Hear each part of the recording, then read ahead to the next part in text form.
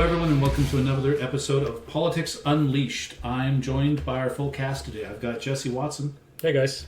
Chris Badalek.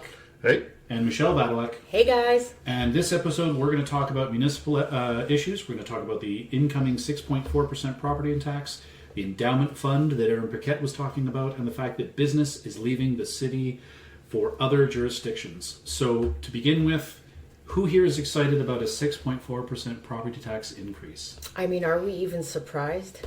Not really. Nope, we're not. Andrew Knack was pretty much the only candidate that didn't speak so much about affordability and freezing taxes and other types of municipal rates. So I'm not surprised at all. And I don't think that's the real number. I think it's going to be far higher than that. Well, how are we going to afford all the trans crosswalks and all the bike lanes if we don't keep raising taxes? We have to keep our mind as a city on what's really important. And City Council has said year after year, what's really important are the trans crosswalks and the bike lanes. And like other things like policing and potholes. That's like a vast secondary consideration. But we got to keep the bike lanes paved, preferably painted over with trans flags. Hashtag protect the trans crosswalks.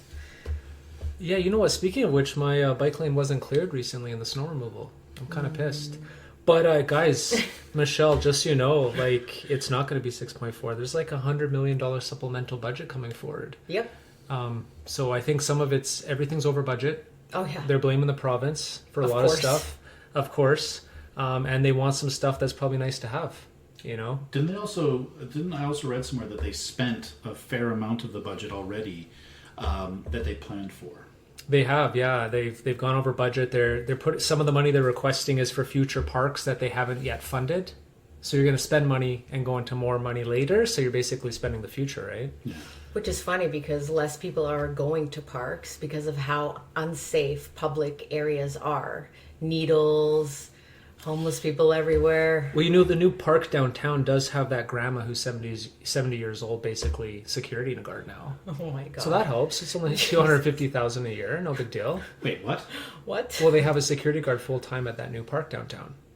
And it's a grandma? Yeah, usually they're older and they're not that. They call EPS in the event of an emergency, right? Really effective. Yeah. Love that. Yeah. Our city's a joke. I don't even know where to begin. And they spend so much less on upkeep of the parks. I Yeah. don't know what they actually spend on parks now, but the actual mowing of grass and landscaping is not what it was like 4 years ago. No. Well, also back in 2017, I know that the city closed down an office that we'll just call the Office of Parks and Green Spaces. And I suggested at the time in 21 when I ran that the reason for that is that if you don't have a department whose responsibility is the funding, building, and maintenance of parks, it makes it a lot easier for developers and carving out these areas for affordable housing like they want to do in Wedgwood, which has always been a big issue for that community. Sure, there's one less set of eyes to push back on it. One less set of eyes to say the community wants this, don't do it. But then again, our incumbent, you can even look at this in the 2017 financial disclosure, $70,000 or $80,000 was raised from builders and developers. So you're saying there's a conspiracy to cut less grass to get more affordable housing? No. That's a bit of a... No, what I'm saying... it is an agenda. What I'm saying is that if you have departments whose responsibility is the funding and maintenance of parks and spaces, which apparently people want, because that's what I heard at the doors this year. I don't know about you. They wanted more amenities. If the idea was, well, we want more density, we want more infill at any cost, okay. Well, now there's less people who are here to push back on when and where we can put it in. So now, what's the community going to do? Complain? Doesn't matter. The city plan is what needs to be followed. Because if a city administration or city office is inside the system being able to push there, that is the conspiracy, that by removing any internal administration roadblocks or checks, now we have the world that we have. Okay, I'm gonna ask a tough question. Any one of you three, what would you cut if you were in council? The trans crosswalks. The bike lanes. Okay. Garbage is more expensive. Sanitation. And we're getting less services, so that needs to be looked into. Yeah. Chris, how about you? Well, I think the easiest thing would be like the recreation departments, because when we're building like all of these new like recreation centers, that's not really something you should be like deficit spending, because by definition a recreation center is playtime. These are nice things to have, but if you're in debt and you're taking on more debt on basically a kind of a yearly basis, that should be something we delay making further purchases on, as opposed to debt financing them. That's like basically people who can't make rent buying a PlayStation. I mean, you might have some fun, but at the same time, this is obviously just a terrible financial decision. Beyond that, obviously, we have to kind of slow down the spending on public transit, because they've gone deeply into debt on LRTs and buses and everything related to that, and they're just losing more and more money on these services. So, You know that bus station up on Yellowhead and Fort Road? It's that big one. It has like the art projects on it. It's silver. It looks like it's been smashed by hail. okay. Anyways, it's a mega one, right? And that thing cost $200 million. What? And it's half vacant. They didn't put in a lot of the stuff they wanted to put in. And, buses apparently can't possibly be outside in the winter. So they have to have indoor heated depots everywhere. That's the one where we put all the electric buses and upgraded, but then they never worked, Yeah. Wonderful. And that's one of the things where clearly we should not have spent our money on electric buses. I mean, they don't work. Right. There's no parts for them either. So essentially, they have a fleet of inoperable buses, which is almost as astonishing as when BC managed to buy ferries that couldn't actually put to sea. It's one of these. That sounds like the most Edmonton thing you can do. You had one job. Buses that don't drive. It's up there with ferries that can't be put to sea. So Ferries that don't ferry. yeah. Yeah. So I mean, there's so many ways the government, if they were more careful, could be trying to keep taxes lower. But unfortunately, it seems like the circumstances is that we have this mishmash of like hobby horses that every single council gets together and just wants to spend money on. Like there's some kind of rapper in a strip club just wanting to make it rain with other people's money. Right. And I mean, I wouldn't be opposed to higher taxes if we had better services. But the thing is, everything has gone down. It's less safe for us to use public transit. I mean, nothing has improved drastically since Don Iveson, since all of these higher taxes came into play. I can't name a single thing that has really been improved in the past decade. I think I feel like they don't have the courage to really challenge things. Like I was just walking my dog, right? Mm-hmm. And there was 7 people changing a light bulb, a street light. 7 workers. Okay, What? and I'm not joking here. Like there was 5 on the ground, 1 in the Zoom boom, and then 1 up top. Mm-hmm. Okay, and I'm like, okay, is that like the standard? Then I'm walking around the corner, and there was 8 people putting in a tree. One dude was literally on one of those green bikes, sitting there overseeing the rest of them putting in the tree. Oh my God. And then further down the road, there was like 10 people putting in a sign. And so just in that vicinity, there was, 20 people. I think to myself, like, that's where we're losing the money. Yeah. Like, it's this service level. Like, it's what we've come to expect, 10 workers putting in a sign. Right. And who's going to challenge that? Right. There's too many people working for the government, being paid by the government. And that's the hard one you got to push back on. But when you're union backed, you're going to That's say the that, Chris, or problem. what? Just a funny story, because I'm smiling about this because there's been some times where I've been reading some case law which arises from grievances.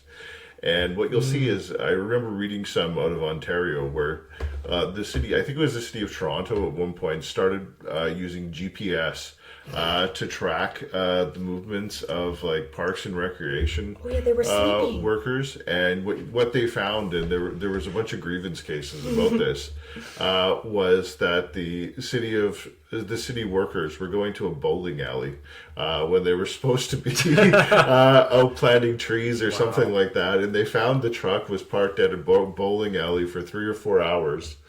And essentially half the day they've been drinking and bowling at this bowling alley or doing whatever there. I mean, GPS won't tell you what people do when you go inside.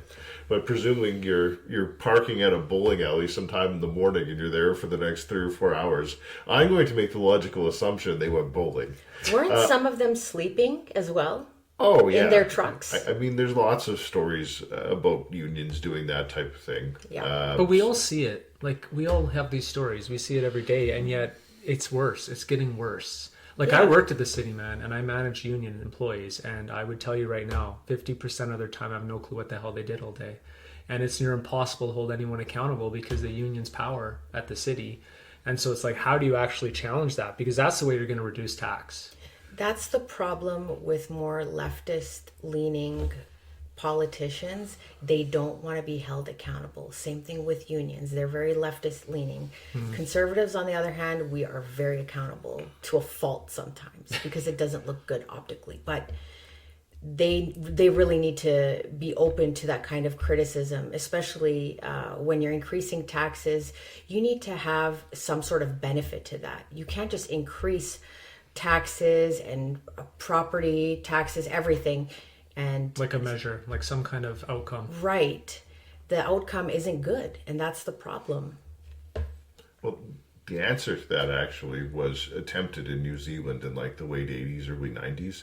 And the answer was contract out everything. So the way to avoid like public sector inefficiency was just to hire someone else to do it. Because is there any real reason we need a public sector employee to cut the lawn at a park?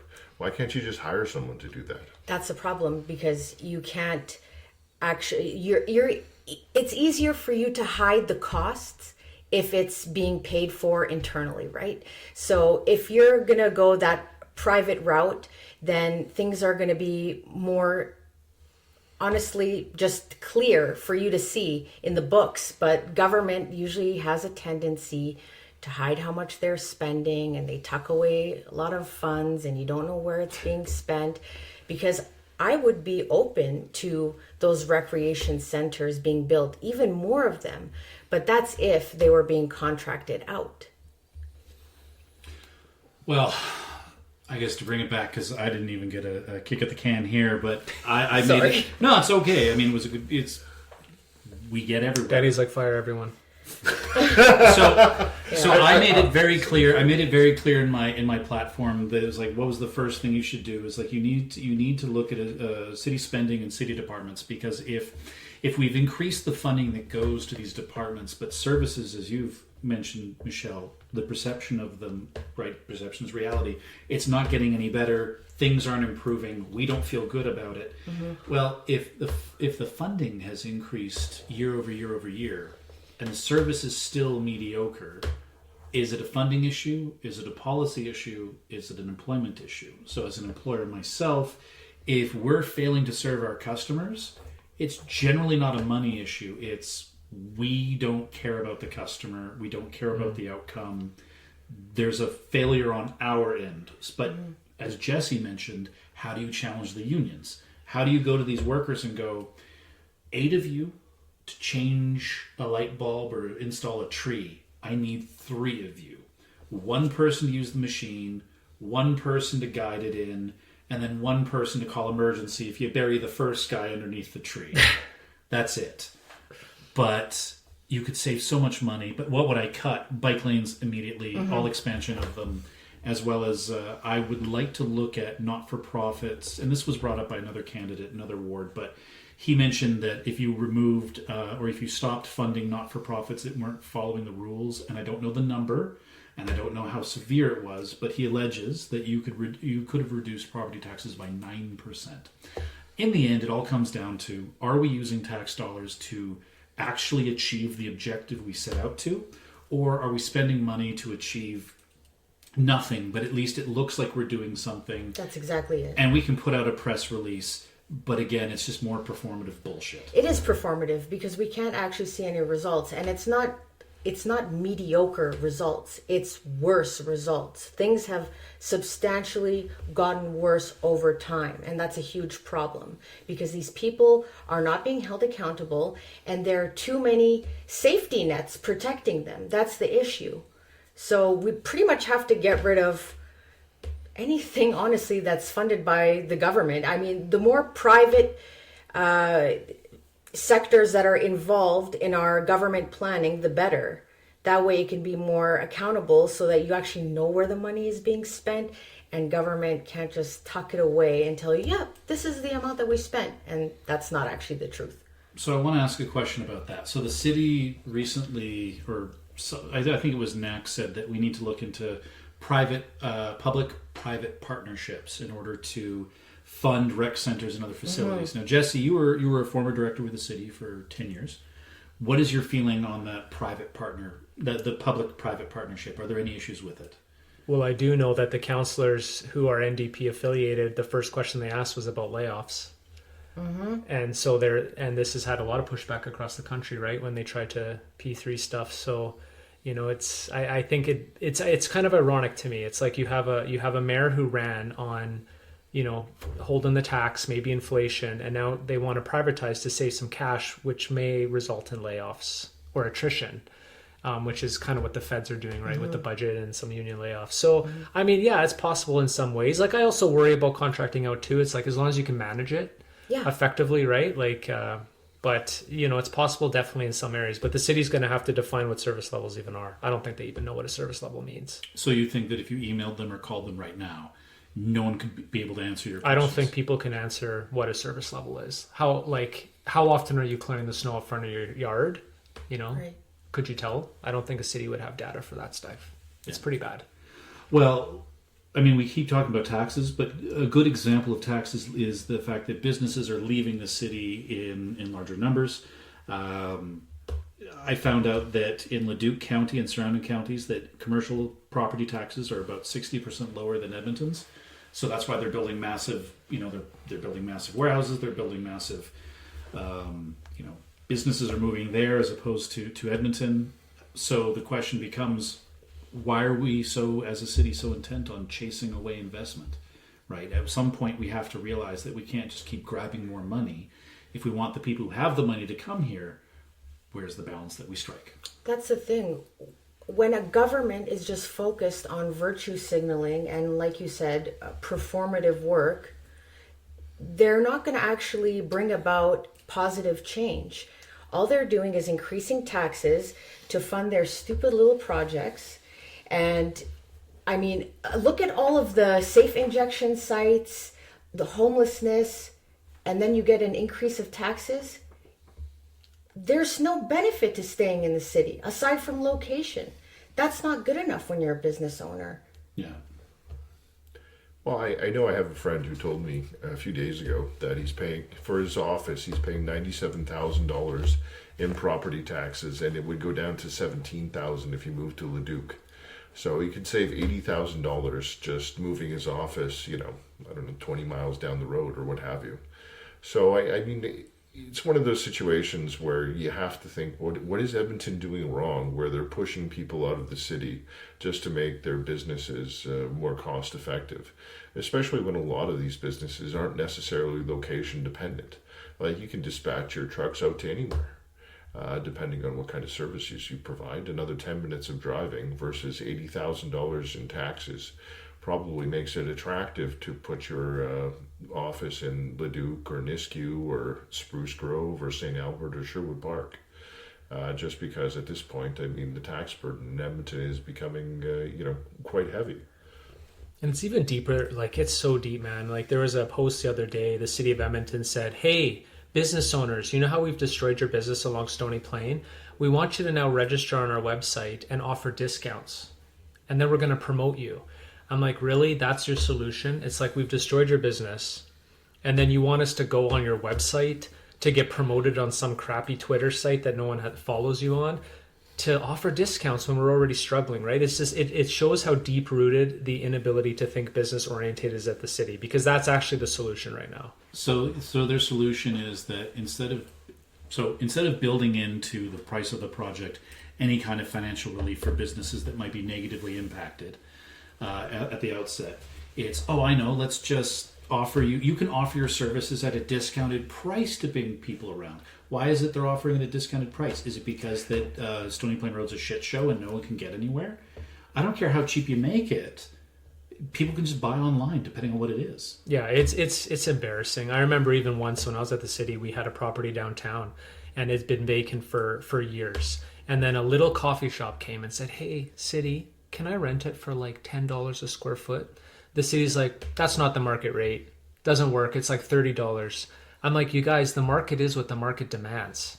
The market isn't $10. Like, it's not 30 a square foot." Well, guess what? It sat vacant for 2 years longer because the city's mindset, they're obsessed with some kind of artificial thing and they want to destroy business at all cost. I mean, we're both North End business guys. We are. My location, the lease is up at the end of December, so I have to begin the process of negotiating a new lease. And the reality is the rent is cheap, comparatively. And I've seen rent for some locations, like if I wanted to open up a location around the Windermere area. So I first looked there before I opened up my Gateway spot, but Windermere was going to be something like including operating costs, $60 a square foot. Jesus. I can't afford that. Like, My I sell a God. product that is in a highly competitive market. Right. I can't afford that. Like, you want me to raise my prices beyond that? Like, that's, to me, that's absurd. You want me to, that means I'd have to raise my prices to such a degree that all of a sudden now I'm pricing myself out of the market just to pay you that $60 a square foot. So here in the North End, it's just shy of $30 a square foot. The issue, though, is I've got a ton of, homeless and drug addicts, and it's gotten better, but it's a very low bar. I mean, I'm comparing the area now to what it was maybe a year or two ago, and I mean, the rent's cheap enough that I'll stay there. I'd rather stay there and deal with those issues than essentially have to shut down my business because the city through taxing the businesses or the places I could move into, just price it out of anyone's reach, right? And that's the problem. If you actually want to improve as a city and bring in more revenue, you have to lower taxes. You have to give incentives to businesses. You also, if you are going to increase those taxes, you better make sure that it's safe. And I mean, that the snow's removed, that you're actually going to participate in that upkeep.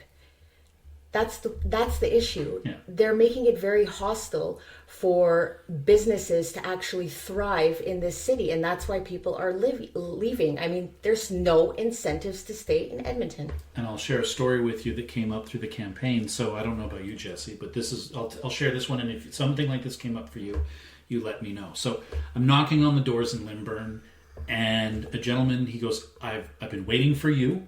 I've read everyone's platform. You're the first person to come by. Really the only person to come by. I want to ask you.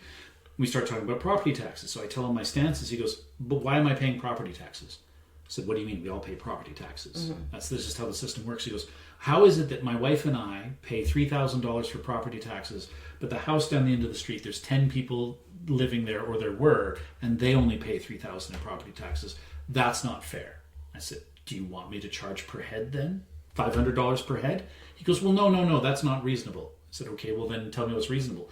And so this is his opinion, as well as I've noticed people's opinions on social media when I'm scrolling through and I see property tax stuff. There's a lot of people out there that think that businesses should pay everything, that residential property tax should be abolished. You bought your house, you paid tax once, that's it. And that it should be businesses and commercial locations and office spaces that pay the bulk of the taxes. And when he said that to me, I'm like, you read my platform? You know who I am? You know I'm a business owner? You're going to tell me that you don't pay taxes and I pay for everything? He said, well, all the employers should pay taxes on behalf of all of their employees. I said, then why would I have employees?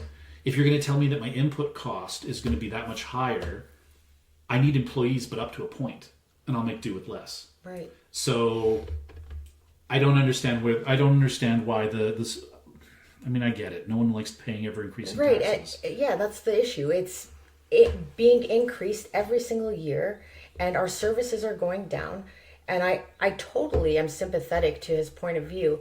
However, I think that we should just lower property taxes altogether for businesses and residential, and just cut the bulk of the unions, public sectors. We just need to improve it so that we can actually lower taxes all around so that everyone can actually thrive. Because as it stands right now, there's not a whole lot of incentive to live in, honestly, any of the major cities in Canada. Taxes are high, it's cold here, things are becoming unsafe by the minute, and they keep gaslighting you, telling you, oh no, crime rates are going down. Really? Every single day when I look at the news, someone has been stabbed somewhere or shot somewhere. You need to actually have incentives. You need to make things safe and make things more affordable, especially in a winter city. Like, give us something to be hopeful for, at least. Talus balls. What if I told you there was a silver bullet that could massively decrease all of the city's labor costs? Would you believe me? I would, because I know you're setting us up. Yes. What we could do is we could use the notwithstanding clause to abolish public sector unions. Yay! And that would put massive downward wage pressure on all of the costs the city has and make running the city vastly more affordable. Because honestly, aside from the police and the firefighters, what actual employees of the city, or really any part of the federal government aside perhaps the military, do we actually need a union for? Because unless you're in some law enforcement or emergency response adjacent type profession, you're just an office worker. You don't have any particularly dangerous or onerous job duties. You're someone who probably has some measure of a degree, probably a simple BA for the most part. So you're essentially just kind of an office worker, the same that works for any bank, any insurance company, any financial service industry, and you're completely kind of, you could be moved from the city to one of those companies kind of very seamlessly because your qualifications are more or less exactly the same. But instead we have these people who are getting, above market wages, benefits in pensions, which they wouldn't get in the private sector. And it's massively inflating all the costs of operating any kind of public service. So Jesse, within the city, there must be a distinction between city worker and management. There is, yeah. They're different unions. There is no management union, but there is CSU is the office union, right? And they're the ones, I'm going to go out and say it, that they barely work. I mean, they push paper. They drink coffee all day. Oh my God, the amount of coffee people drink. Like, I'll just give you one little example. I mean, a girl was sick. Whatever, people get sick. Then I find out she's at the mall. Wonderful. So I said, hey, bring me a sick note. Right? You're sick. I get a call from labor relations. How much work do you want? Basically. How much effort do you want to put into this? I'm like, well, she lied. Well, she's going to drown it out in a union process, and you're going to have to go to all this hearing and all this bullshit. And I'm like, okay, let it go. So retail therapy isn't a thing, Jesse? Guess not. Wow. Seriously. You're just going to invalidate retail therapy like that. Sorry about that. Wow, Yeah, whatever. we're going to validate your lifestyle choices. Chris, you're going to say something? I was going to say, so basically you're saying half of the city employees are basically Jordan Slansky. Oh my God, from Conan. Conan's assistant producer who just just rolls kind in at of 2 p.m. rolls in whenever he feels like, goes to his expensive coffee machine and can't really explain what his actual job is. Pretty much. Yeah. I think that if by chance a majority of people like us had gotten elected, that we would have reviewed or put expectations on city departments to say, hey, here's what we expect you to achieve in a given time period. Failure to do so will mean that we'll have to look more in depth into how much staffing we actually need. Are you actually core? Do we actually need you? You ever seen the movie Office Space? Oh, yeah. Oh, yeah? So I love when they go through, what do you actually do here? Well, it's like, the Bobs. It's like, well, it turns out you could actually fire 70% of the staff. But I know that especially something that union workers, if you're listening, and I doubt you are, AI is definitely coming for your jobs. Oh, I think absolutely. there's so much that workers do that AI is essentially going to take away from you. I remember do when it better. I remember when I had that ridiculous, shitty survey from Working Families, right? That I actually filled out being naive, thinking it was a survey, but it was Same. already pre-done. Yeah. And I said, look, man, I'm fine with labor, but I want agility. Yeah, I Right. want the ability to adapt. And you guys are going to suffer under the collapse of AI if you don't. And that's exactly what's happening with the federal government. But that's Right. a problem. Like Danny said, we need to actually hold them accountable. We need to ask some questions. We need to look into things. But there is no law really in place that will penalize them, because it seems that, I mean, look what the Liberals did for so long, and they haven't been accountable for anything. Same thing with municipal governments. They're doing horrible things. They're mismanaging so many different levels of services, but they're not being held accountable because of those safety nets. So those have to be removed. I mean, it's a fundamental problem with government is that obviously there are some jobs that need to actually take place. Like we need people to make sure buildings are built to code. That's important. We need buildings to be inspected. Right. We need to make sure roads are actually built. We need police officers. We need firefighters. We need all of these things. But at the same time, there's a whole lot of bureaucracy where it's questionable how much we need and what these people are actually doing. And there seems to be very little accountability to try and determine what is actually performing its necessary function and what is completely, superfluous to needs. Yeah.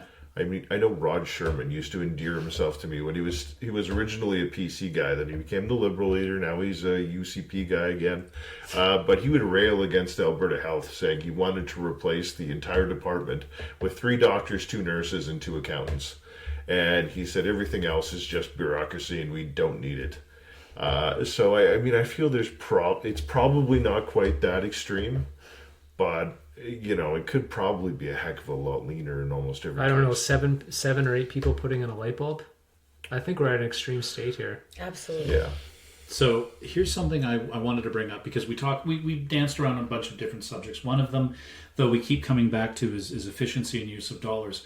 So Jesse, when I met with EPL and went to one of their events, we were at the same REACH event. So what's interesting is these organizations will give you kind of their metrics, roughly what we achieve. So EPL, they said, for every dollar that we receive, we give $3 in value. At the REACH event, right, room full of mayoral candidates, council candidates, like from everywhere. And they told us, every dollar that you give us or that we receive, we give $5 in value. So the question that Jesse asked, which is, I just copied you at the EPL one because it was just a small thing. Nice. Yeah, So Jesse, what was your question to REACH? No, I just asked if it was so great, like why aren't we doubling down right now? See, and I Today. would ask, how do you measure value? Right, but it's like, so if I give you $1, Same you question. give me a $5 right back. Well, why don't I just give you 10? Right. Why don't we give you more money? Sure. And they didn't have an answer then. No. And so with EPL, I'm like, that's a great question, because if you're going to tell me that you give 3 times as much value as you receive, the question I asked was, I think it's fair to say for everyone at this table that this council has been, because remember this is the previous council, that this previous council has been the most progressive of any council we've had. Mm-hmm. I would argue that they are perhaps the most supportive of EPL and what you try to achieve. If that's the case, why haven't they given you more money? If you're 3-1, why haven't they invested more with you? And No comment, no answer. Of course. Because of course they can't answer it, because the 3-1 and the 5-1, I think, are bullshit. Yeah, it's just arbitrary numbers that they're throwing out there to make themselves seem more valuable than they really are. Yeah. Well, arguably the libraries are less useful than they've ever been, because Absolutely. now people don't want to go there for the actual purpose of using the library, like getting books for their kids or for themselves or anything like that, because they're going to have to wade through crackheads smoking meth Pretty in the much. parking lot. I mean, that's Actually, an actual they will Reddit post stay I in read a the couple days library. ago. People were like, well, it is pretty bad going to the libraries now, because I was going there a couple of weeks ago and I had to tell a couple of crackheads who were smoking meth in front of the entrance to beat it so I could get past. Stanley Milner is literally a shelter. Yeah. Right, I and was going to bring that up. Wasn't Because they have it security guards everywhere. the security guard, I believe it was last year, he got stabbed by a homeless person. That's crazy. Of course, no one wants to use the buses. No one wants to go to the libraries. You're afraid for your life. Yeah. This city should be ashamed of itself. I still have the text messages from a friend of mine who he's a bus driver. I think he's been with the transit system for well over a decade. And he texts me, where can I get a gun license from, right? A possession acquisition license. And I said, Devin, I didn't think you were a gun owner why do you want a gun license? He goes, because me and the other drivers want to buy stab-proof vests, and the only way you can buy one is with a pal, and the city won't provide them.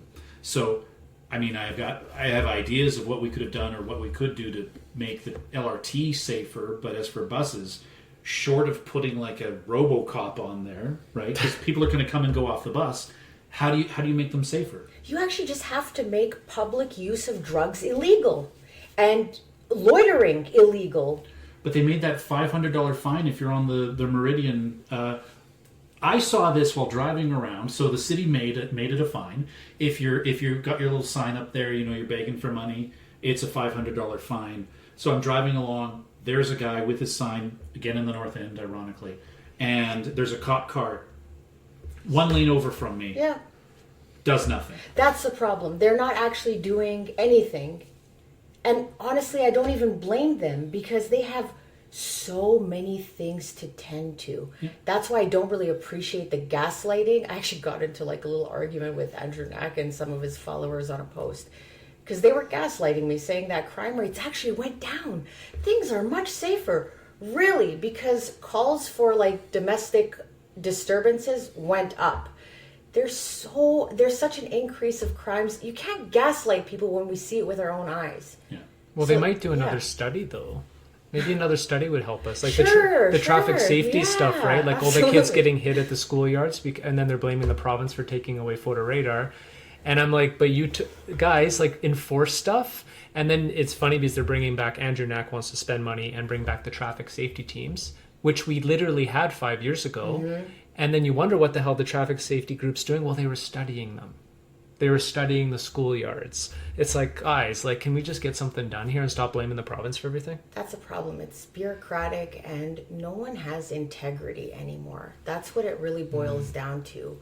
We've shifted from being accountable people, full of integrity, dedicated to our work, to just being utterly irresponsible. And I think, honestly, I don't even want to get into a weird tangent here, but it's technology. We're used to instant gratification, and when things don't work out the way we want it to, we just give up all of a sudden. I've got something to add to that. Mm-hmm. So when I ran provincially in 23, I was like, we need to go with nuclear power. We need to open up these mines. And someone said, that'll take too long. That'll take years. You see? But we need to do it. Right. So what happened to the philosophy of, I'm going to plant the tree knowing I'll never sit in its shade? Right. I'm going to do a thing today knowing That's a great analogy. I will never see the benefit from it. Right. Or I'm unlikely to see the full benefit, but guess what? 10 years from now, the next generation, they'll see the benefit from it. Why shouldn't I do that? Then they'll hopefully take up the torch and continue to push. So yes, it's going to take us time to approve these mines and get this stuff built. Mm-hmm. Honestly, you could probably get it done in 3 to 4 years. So yeah, 3 to 4 years, there's going to be this interim gap where things aren't going to get better, and then they're going to get better because we've committed to it. But if it's not, you can't have it now, we shouldn't do it. Right, and we've seen that at every level of government. Things have gotten worse over time, and now we've made it so unaffordable, so unsafe, and things are only going to get worse for the younger generations. And we haven't really... We didn't do anything. No, We're conservatives at this table. Right, but they have... Which is, it's quite ironic because they claim to be for the people. We want to uplift the lower and middle class people, fuck the elites. But they do everything that's elitist. Everything. We were doing so good and now we get that explicit title. Well, yes. Look at it this way. I mean, all the working families people are going to make it harder for working families to actually live Right. in Edmonton. Because what is a 6.4 tax increase compared to what we had 7% last year and 9% the year before? Oh. It's just up and up and up every single year. So it's harder and harder for the so-called quote-unquote working families of Edmonton to own any property in Edmonton. And, Jesse, you can probably say yes or no to this. The tax increase is not uniform across the city. Some areas got hit with higher taxes, some got hit with less. So, I think... 4.3, 4.7 Depends last on year. assessments, yeah. Depends on the assessment. But the city said, oh, well, guess what? We're going to bring it down to 4.7. But our taxes went up by more than 4.7. Right. And I chatted with someone who was running in another area of the city, and they said, oh, yeah, no, the taxes in this neighborhood actually went down. They only increased by 3%, not 4 point something. just make it uniform. If you tell me it's going to be 4.5, it's 4.5 for everyone, regardless of where you live, right? Stop milking my neighborhood dry. But you know who's going to save us? Aaron Paquette with his sovereign fund. Oh yeah. Yeah, he lives up in the middle of nowhere and never goes downtown to City Hall. And he's been on council 12 years. But yeah, he's going to come in and increase our Ed Tel fund from $1 billion to $6 billion in 10 years somehow. Yeah. Like Finland. Finland did it, so we can as Edmonton, right? Yeah, sure. Oh, you mean like Norway and their oil fund? Yeah. Well, so yeah, Ed Tel became TELUS, and admittedly it's $1 billion, but Aaron says, oh, we'll just grow it to $6 billion, and then that can offset people's property taxes. How? And he's like, well, we'll do it in a decade. How? Right? Well, and all these left-wing guys are so good at investing money, so this should definitely work out for us. Oh, absolutely. Yeah, by the way, Paquette said that the cupboard is bare, that the city, there's no money left, we're doing the best we can, even though we're going to spend $300 million on bike lanes, we're going to spend $1.5 billion on LRT, our debt servicing's 11%, but okay, sure. You're gonna find some way of growing $1 billion to $6 billion, short of going to the casino and betting it on black or red and hoping. Honestly, they sound like those stupid financial red pill bros on TikTok. Yeah, just all you gotta do is take one property and then you just turn it into 10, bro. Like, how? I do love those people. Have been like a lot of them have been exposed for the shysters that they are. Yes. Like Ty Lopez. I don't know if that one makes Oh sense yeah, to you. yep.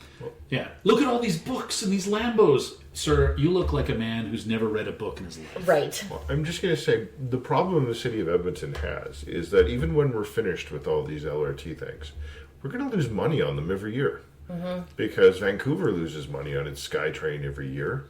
And with the way that the safety issues around the LRT have functioned in Edmonton, they're not going to have a good ridership. So we're going to lose money on them year after year after year. So there's going to be even more financial pressure on the city once we actually have these things built. No, keep going. Keep going. Because they're going to actually have to operate them, and it's going to be almost undoubtedly at a loss. So the more they build, the more they actually create money-losing operations, which they then have to pay for. And that's going to put more pressure on taxes, which is going to make the city even more unaffordable, and it's going to drive more people out of Edmonton. If we keep on this route, it's basically the death spiral of a city. Yeah. I've got a solution for the city. NAC wants to bring back the transit team or the Traffic safety team. I think we should convince them to build a transit team. And then it's on my bucket list is go to Japan, because you want to know what country has a profitable public transit system is Japan. It's the only one I know of in the world that's actually profitable. So here's what I recommend. Put together a transit team. I will graciously submit myself to this team and go through other parts of the world and try their transit systems and come back and tell you, just do what they do. But first, let me go experience it for 3 to 4 months just to really get a handle on it at all times of the day. Because if the city's going to waste money, Right. let me have a taste. And I can knock it off off my bucket list. See, and that's also the issue. We keep modeling our city after other cities and other countries that have established a system. But the thing is that we are so vastly different from them. We are geographically huge. Also, we don't really have conformity within our culture. We don't really have shame within our culture. You want to know why Japan works really well? Because they have shame. They actually care about how they're being perceived in society. They keep their head low. You don't really see junkies everywhere. They know how to operate themselves in a civil manner. Unfortunately, a lot of people here don't know how to do that. So it doesn't matter how much money you throw at something. If the people themselves are broken, society will be broken. You have to establish that at the foundation of society. You have to actually work at empowering people. Allowing things for businesses to actually run, for properties to be affordable, taxes not to be so high so you could actually thrive. Then you can establish community because you're thriving. You're not drowning in debt. You're not drowning in addiction. And then you work up from there. But they're doing it in reverse, and that's the issue. Yeah, totally. Well, anything else for kind of some last subjects before we move on to provincial and federal? Look at what we just focused on. Transgender Remembrance Day here in Edmonton and Calgary. Just a bunch of virtue signaling bullshit instead of focusing on making the city actually better. You think a day dedicated to someone, by the way, they're in a community where we celebrate them for a fucking month, okay? Why would we need Transgender Remembrance Day? Also, how utterly disrespectful it is to veterans to put it at that time frame right after Remembrance Day. It's a slap in the face for them too. We just have our priorities. So what does just it mean, fucked up. actually, the Trans Remembrance Day? I don't know, because I don't remember Chris, if they fought in World War II or is that what it's happened. about? Well, I think Trans Remembrance Day is supposed to be where we take a moment to thank Optimus Prime and Bumblebee for their service in the Galactic War against the Decepticons. God bless them, and, Optimus Prime, you're a homie. You know what I found crazy, though? There was a post. Well, actually, every councillor was posting their own post about the Trans Remembrance Day. But there was a video of Knack and his disciples, Is this the except the Conservatives. Of course. They weren't in the video. So it was the usual suspects, Salvador, Rutherford, all those guys, Yeah. but not the Conservatives in that video. So I'm like, is it united? Was it a decree from above? Like, I find it really, it is virtue signaling. When you look, it's like basically the NDP party right there voting in a day. Yeah, and there's no benefit to it, How do I get my proclamation? Like, how do we get a day? right? No. Like, No, what no did one it cares. take to get there? I No mean, one cares. You need to be so severely oppressed. But I would argue that white men are probably the most oppressed nowadays than any other group. But We win! right, you guys actually win the oppression Olympics nowadays, thing but that- no one wants to talk about that because The thing- everyone is supposed to hate white men. I was going to say, the thing they never like to acknowledge is the only people that actually face systemic oppression Yeah. and discrimination in Canada is white men. Because who else does the government actually actively have policies that, To not employ? that discriminate against, Yep. like with respect to employment and grants and funding? So they have their fancy little academic definitions of racism, but the only people who actually meet that definition is white guys. Yeah, even criminal cases too. Yeah. actually, you know what's interesting? My friend's a police officer at the EPS, and he says something like 30-40% of EPS is off on disability, mostly because of the DEI policies. Jesus. People being hired, they're short, no offense, they're short women, 4'8". Yeah, I'm not going to be You able know? to protect you if someone has a Glock to your head. Yeah, That's the problem. We're so out of touch. yeah. It's great to hire diverse populations, but they actually have to meet the criteria. If a crime happens, you would be better off calling someone that looked like one of you guys instead of me. I'm afraid of spiders. I'm a tiny woman. I can't really do that much. I kill spiders in this house. Leanne will be like, oh, there's a spider, and I'll go kill it. She's like, I didn't want you to kill it. You know what I do. Don't tell me there's a thing if you know how I operate against the thing. Spiders, find a corner or stay outside. So dumb. All right, let's just finish this episode. I don't know. Do we got an outro on this one? No, I would just say, Aaron, Andrew, figure out who's in the first seat, right? You're going around, Aaron, pitching economics across the city. Andrew next dancing as a pylon in City Hall. I don't know who's on first here, and that'd be my recommendation for this episode. Yeah, my only recommendation is stop taking everyone's fucking money and actually do something. Jesus Christ. Might as well just call the municipal parts of this show the death spiral of Mayor Goblin Turtle. I think we'll call the episode Death Spiral of a City. Yeah. Sure. And we'll go from there. All right. Well, I'm Danny Hakinen, Jesse Watson. Chris Battlewick. Michelle Badalek. and I hope you enjoyed our ranting about municipal issues on this episode.